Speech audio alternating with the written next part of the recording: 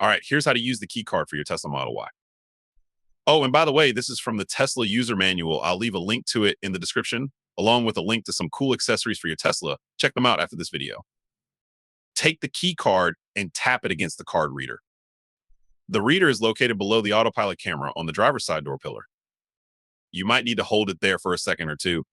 Once detected, the car will confirm with a flash of lights, a mirror movement, or a honk if you've enabled those settings. After you've unlocked the car, get in and press the brake pedal within 2 minutes. This powers up the car.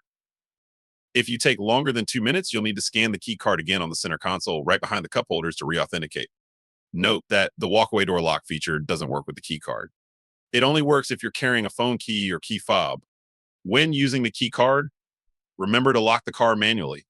Always keep your key card in your wallet or purse. It's your backup in case your phone battery dies or if your phone gets lost or stolen. That's it. Your Model Y is ready to go.